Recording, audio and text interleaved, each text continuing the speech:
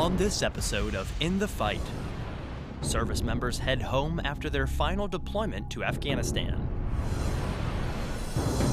A new Afghan organization looks to rid corruption from within its ranks. We meet a team tasked with responding to crises at American embassies. A group of combat engineers find themselves between a rock and a hard place. And an annual event aims to assist local veterans in need.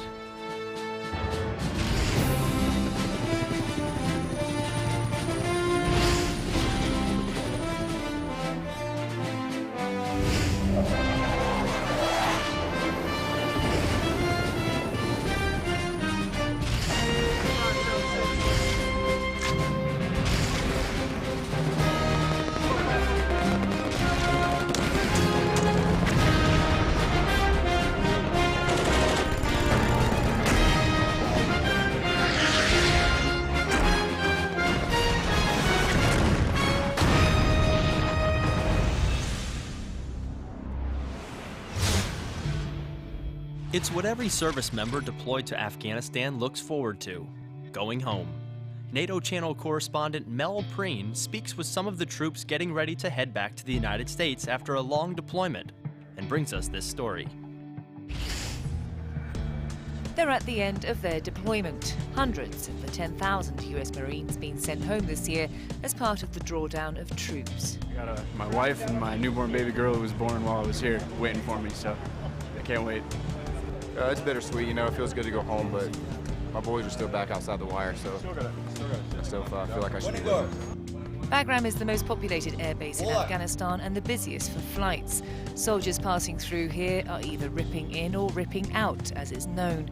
30,000 US troops will have left country by October, the majority of them through Bagram, which has meant this base has seen a lot more activity than normal. If you compare the month of August to the month of July, in July we moved anywhere between 900 to 1,200 passengers a day, and now we're closer to 1,800 to 2,100. It's good that because of the Afghan security forces are able to sustain themselves, the need for our troops are less and less, and we're actually deploying people back home, and they don't have replacements, and the numbers down here are shrinking a little bit. These Marines have completed a 7-month tour in Sangin in Helmand, an area which has claimed many lives, both American and British. The past year in Sangin, it had its ups and downs. It's a lot quieter than it was in the past couple of years, so we are starting to make some real good progress. Historically, the area was really bad. It's, really IED infested. My platoon operated in the fish tank. It was an experience. Found a lot of families every day, find IEDs, took a lot of contact. It's crazy. I mean, you got 10-foot tall corn and all that good stuff. The IED is a little bit harder to find. We didn't take as much contact as they did out there in the brown zone, but it was hard to find people out there. Nearly 70,000 US troops will remain in Afghanistan for now. More will likely return home next year and the following until the end of 2014, which is when the Afghans will be given full responsibility for securing their country. This is Mel Preen in Bagram for the NATO Channel. Not all issues related to the freedom and safety of Afghanistan are a result of insurgent activity. Sometimes the problem is a direct result from activities within the Afghan groups sworn to protect the country. But as Army Staff Sergeant April Tesmer shows us, a new Afghan organization is looking to reverse this dilemma. Two major problems facing Afghanistan are corruption and security. One active component whose mission is combating both of those issues is an organization within ISAF and US4A known as Shafafia. Shafafia means transparency in Pashto and Dari. Shafafia was founded in 2010 by General H.R. McMasters in response to General Petraeus' findings on the prevalence of corruption within the Afghan government that was undermining and eroding a powerful administration.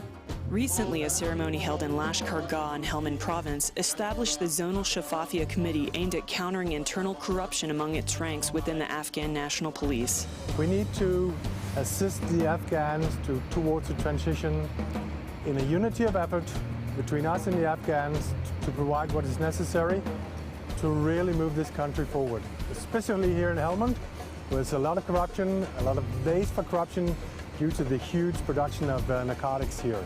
Shafafia targets three major threats to the security of the Afghan government: insurgency, narcotics, and criminal networks. The counter-corruption strategies used by Shafafia are to encourage and influence Afghan government officials to maintain ethical and professional standards, thereby creating and maintaining a solid, accountable state. This influence was prevalent as 7 similar Shafafia committees have been established throughout the country.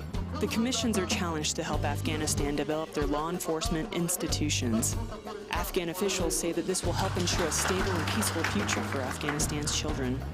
Army Staff Sergeant April Tesmer, Helmand, Afghanistan. The war in Afghanistan has redefined the role of a soldier so that he must wear many hats. In some cases, soldiers must play the role of a detective as they hunt down Taliban fighters. Airman Jimmy Moreland explains in this report. A handful of American and Albanian soldiers travel through the open desert just outside a forward operating base in southern Afghanistan. The fine sand and lack of improved roadways make for difficult travel, and the journey is interrupted several times to retrieve stuck vehicles. Their destination is a hill that overlooks the nearby base, which they'll have to climb on foot. We were pushing up to check out the building that was on top of that hill over there, and we were just making sure there was no, weapons, and I guess we had units before find some stuff up there, so our unit decided to go check it out.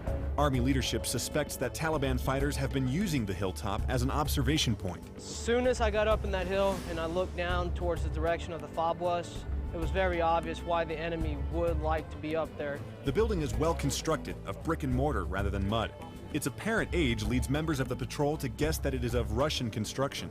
Whatever its origin, the recent tenants have left evidence of their activities. I went in the building to see eyes on because I'm a mine hound, making sure there was no booby traps, no IEDs. From just outside the building, the platoon leader spots another building on the next hilltop. Rather than having to come back later to investigate, he decides to check it out now. It's extremely common. It happens almost every mission. When you're on the ground, things are totally different than when you're in the stages of planning the mission. The second site offers similar signs of recent activity. The soldiers document everything they can and begin the hazardous trek back down the hill. I feel confident now knowing what's up there and knowing if time being we need to get up there, how, when, and what time to do it. The information gathered atop these 2 hills will provide coalition forces with a clearer picture of the battlefield, increasing their tactical advantage in the region. Airman Jimmy Moreland, Southern Afghanistan. Hi, this is Senior Airman Stephen Ungleby, stationed near Bagram Airfield, Afghanistan. Just wanted to give a shout out to my wife, Camille, my daughter, Alex. I miss you guys. Hi, this is Specialist Yolanda Eddings with the United States Army, all the way over here from Kandahar, Afghanistan.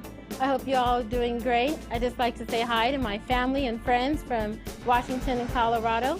Hope you guys are doing good. I will see you soon. My name's Captain Craig Elliott. I'm with Mile 16 Forward at Camp Bastion, Afghanistan. I want to say hello to my wife, Alexandra, Michael, Stephanie. I miss you guys. Can't wait to see you soon. Hello, this is Staff Sergeant Mary Healy, giving you a shout out from Fort Hunter Liggett, California. I'd like to say hello to all my family and friends in Woodridge, Illinois. Thank you for your support for me and all the other service members and veterans. Happy Thanksgiving. Coming up, we meet a team tasked with responding to crises at American embassies. And a group of combat engineers find themselves between a rock and a hard place. Check out DividsHub.net for the latest accurate and reliable information as In the Fight continues. In which of the following countries does the United States not have an embassy? The answer when we return. I want to give a shout out to my family and friends. I want to send a shout out to my husband, to my parents, my family back home. I'd like to give a shout out to my girlfriend. To my family and friends in Lansing, Michigan. To my family out in Tucson, Arizona. My beautiful wife and children in Des Moines, Iowa. To everybody in Texas. In York, Pennsylvania. Colorado Springs, Colorado. Chicago, Illinois. Harrisonburg, Virginia. Orlando, Florida. Oceanside, California. And Fort Leonard Wood, Missouri. I love you guys. I miss you. And I hope I'll see you soon.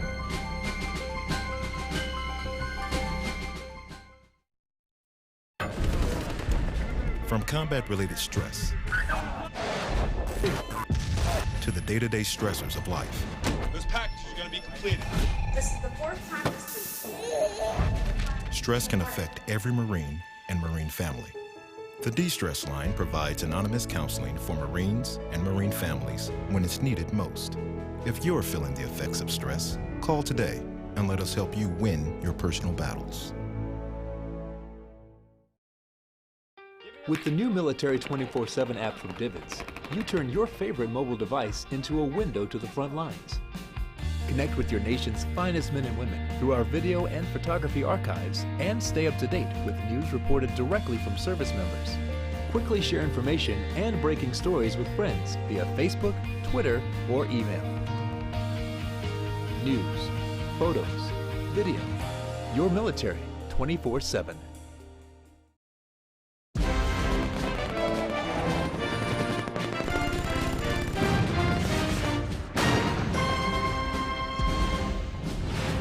In which of the following countries does the United States not have an embassy? The answer is C, Iran. With the recent deadly attack on the U.S. Embassy in Libya continuing to dominate the headlines, the amount of adequate security at these embassies continues to be called into question. Marine Lance Corporal John Tucker introduces us to a team tasked with responding to these crises. When an American embassy abroad is in trouble, Marine Corps Fleet Anti-Terrorism Security Teams, or FAST teams, answer the call. The teams specialize in riot control, high-tension security situations, close-quarters battle, and recapture tactics. We're the nation's 911 force, need to be ready to be deployed anywhere at the forward of edge to defend our nation. FAST teams are stationed worldwide to ensure a quick, decisive response to any threats against American citizens working abroad. Ready to go at a moment's notice, the teams are a reminder to the world that an attack against a few is an attack against all. From Norfolk, Virginia, I'm Lance Corporal John Tucker. Imagine being tasked to hunt down IEDs on a daily basis. Now imagine that you're being shot at while disarming these explosive threats. That's just what happened as Marines of the 1st Combat Engineer Battalion found themselves caught between a rock and a hard place. Marine Corporal Michael Lopez files this report. IEDs. They are the deadliest threat to coalition forces in Afghanistan, and clearing the roads of these explosive hazards is slow, tedious, and a volatile job. The top priority for these Marines with the 1st Combat Engineer Battalion is to ensure mobility along these dangerous routes. We have our Husky, which can help find and detect the IEDs, our Buffalo, which can dig them out of the ground. We also use mine rollers, our explosive ordnance disposal teams to reduce all IEDs. But while these tools are highly effective at eliminating IEDs, the challenge is daunting. Sometimes they have to do this while under fire. It's supposed to be a one-day mission. Unfortunately, the area is a little bit rougher now. We've encountered quite a few IEDs and quite a bit of firefight. But my Marines were able to fight through, do the right thing. And while engaging the enemy, the Marines were still able to methodically clear and push through this IED hotspot. But then, we missed one, and one of our 7 tons took a strike, probably a command det, which means they used that command wire. Wouldn't have been a pressure plate in that situation. They just targeted that vehicle. Had a little issues getting a wrecker. We didn't have the wrecker with us, so just had to sit and wait. For 3 days, until the wreckage could be moved and cleared.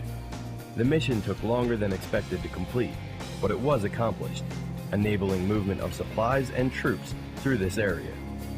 Reporting from the Sangin River Valley in Helmand Province, Afghanistan, I'm Marine Corporal Michael Lopez.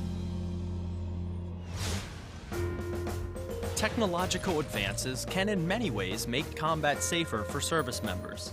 But before these new systems can be deployed, a period of training needs to take place.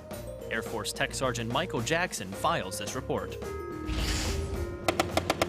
Meet the M1126 Stryker, an infantry carrier vehicle that can engage enemy targets with a remote weapon system, which the gunner operates from within the vehicle. Troops up in lane 1, 12 o'clock, 300 meters, engage. Got it. Stryker Brigade soldiers from the 1st Battalion, 21st Infantry Regiment are at the Pohokaloa training area on Hawaii's Big Island, so their gunners and vehicle commanders can train. They start off at a static position where they acquire the targets from ranging distance between 200 to 1,000 meters. And then basically the qualifying event, both day and night, is 2 vehicles at a section will bound, acquire targets, and engage. Bounding involves 2 vehicles maneuvering one at a time, with one providing cover fire as the other moves. Vehicle commanders, or VCs, and their gunners qualify and train together as a team. Target identified. Looks to be about 800 meters. That relationship is crucial to the success of the mission. In order for that vehicle commander to trust his gunner, they have to be able to see what they're doing and actually be able to communicate with each other. You got another one to your left. Say the gunner's scanning and he's not seeing his target. The VC's sent out of his hatch. He can actually spot that target because he has more of a peripheral vision other than the screen that we have. The soldiers also took time to train with their other crew weapons, including the M240 Lima machine gun. Infantry members sharpening their skills, so their striker operations become muscle memory in a real-world situation. Tech Sergeant Michael Jackson, Pohokaloa Training Area, Hawaii. In the United States, someone commits suicide every 15 minutes, claiming more than 36,000 lives each year. In 2012, more service members have died by their own hand than have perished during combat operations in Iraq and Afghanistan. Army Sergeant Chad Guthrie tells us about a group of people walking to save lives. Soldiers lined the field behind the 593rd Sustainment Brigade headquarters for Out of the Darkness Community Walk. Volunteers showed up in support of the Army's Suicide Prevention Week. Obviously, the military has been doing great work with it, but there's next steps forward. And this is one of those steps forward, is the Out of the Darkness Awareness Walk, to create a way for soldiers to be able to open up and talk about mental health and mental illnesses, and also some of their personal experiences with loss. Most soldiers did open up about their experiences and were given beads to represent lost comrades. I had a friend of mine commit suicide, so definitely it's nice to know that people are supporting it and trying to make a difference in it. I lost my very first squad leader, as a matter of fact.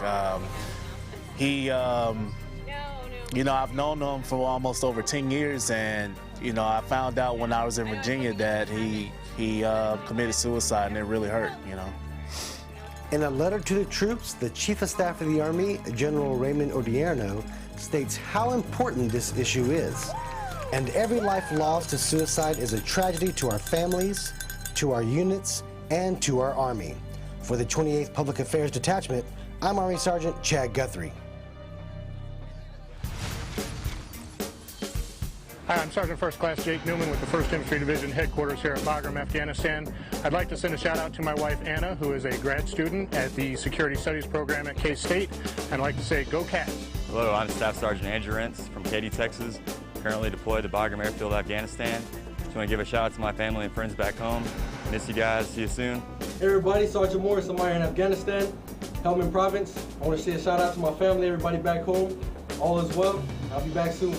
Hello, my name is Specialist Mitchell, and I'm here at 400 Liggett, California. And I just wanted to give a shout out to my family in Philadelphia, PA. Hey Mom, Tammy Goodlow and Duran Goodlow, my little brother. Have a wonderful Thanksgiving and holiday, and I'll see you really soon. Coming up, an annual event aims to assist local veterans in need. And we'll showcase some of the best photos from our service members as In the Fight, presented by Divots, continues.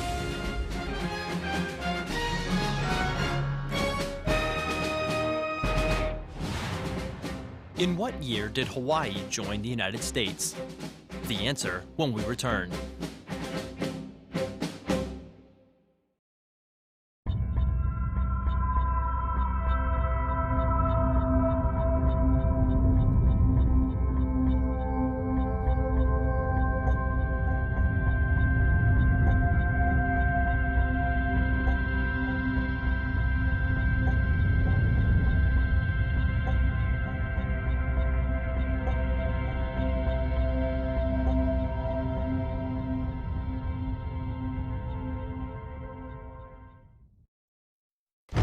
The environment is my passion. Every day, I live for the outdoors and all of its challenges. That's why I enlisted in the Coast Guard.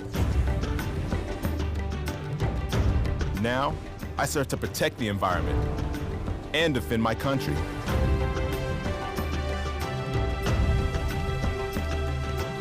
It's like I was born for this. Were you born ready for a greater challenge? Find out at gocoastguard.com. With the new Military 24/7 app from Divots, you turn your favorite mobile device into a window to the front lines. Connect with your nation's finest men and women through our video and photography archives and stay up to date with news reported directly from service members.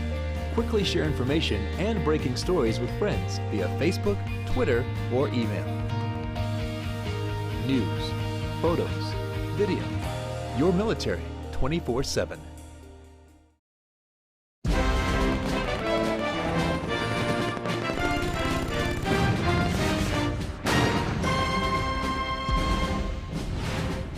In what year did Hawaii join the United States? The answer is C, 1959. Pulling weeds is an ongoing job for any serious gardener. Air Force Tech Sergeant Michael Jackson introduces us to one group of conservationists in Hawaii that removes weeds to support the mission of the U.S. Army.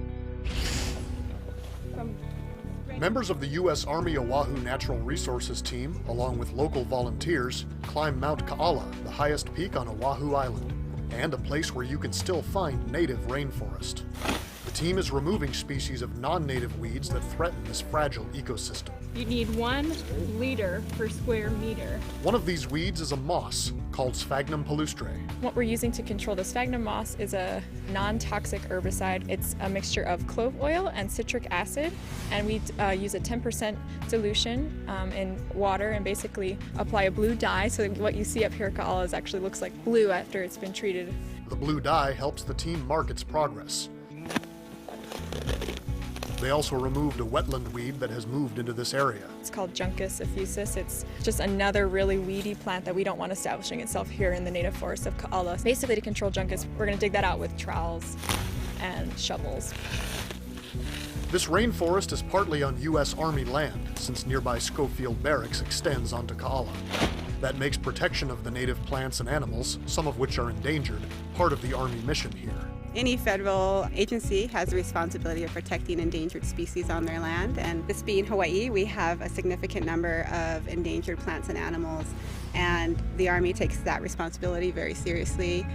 They support a team of nearly 60 people on our staff, the Natural Resource Program. We can kind of maintain that balance and ensure that the Army can continue to train in these large areas, but also continue to protect these plants and animals that are unique to Hawaii. Today, the team is using tools purchased with money it won from the Defense Department's Public Lands Day Legacy Program, which funds projects that preserve military land for public enjoyment. And it just underlines, I think, the military's recognition on how important controlling invasive species is and protecting these native habitats. Welch added that this was the 4th year in a row that her team has received this money. Tech Sergeant Michael Jackson, Mount Ka'ala, Hawaii. The words veteran and homeless should never be used together, but unfortunately that isn't always the reality. Army Sergeant Janelle Sennert takes us to an annual event which aims to assist local veterans in need. This is our annual Homeless Veterans Stand Down. It's a community event. We have close to $200,000 in Army surplus and donations of things such as bedding, boots, anything to serve our homeless veterans. And then we have all these representatives from agencies that serve homeless veterans with anything from benefits to employment to health screenings. I got a sleeping bag today and a blanket, some underwear and long johns and stuff that's going to help keep us warm and continue surviving on the streets until we get to the part of society that we're trying to get to. A lot of these veterans, I know them personally, and I mean, they're a wonderful group to have around. You know, a lot of them have moved on to permanent housing, jobs, and it's very, very fulfilling to see them now have their own self-sufficiency, their own success plan. A lot of them have gotten their degrees. Most of them are permanently housed now. I gotta admit it, the VA saved my life. and they have me off the streets now, and I'm in several programs, and everything's good. We have a community that is so supportive of veterans, and homeless veterans in particular. Just seeing all the people that are out here, the outpouring of support. Sir, can we help you with something? We have so many volunteers that want to help our initiative that we have to turn some of them away. And that's a good problem to have when you have to turn away volunteers that want to help you. DVIDS is a 24/7 operation that provides a timely, accurate, and reliable connection between the media and the military serving worldwide. Through a network of over 200 portable satellite transmitters around the globe and a distribution hub in Atlanta, Georgia, DVIDS gives you access to the front lines with live and archived broadcast video, still imagery, and print products. Visit our website at dividshub.net and search through our enormous video and photo library. Register on our website to gain complete access to high-definition content, along with breaking news alerts and webcasts from top military officials. For questions or comments about In the Fight or DVIDS, you can email us at ondemand@dividshub.net or follow us on Twitter and Facebook. As we close, we feature some of the best photos that DVIDS has to offer, as we listen to Eddie Horst's composition, Pangea. See you next time, In the Fight.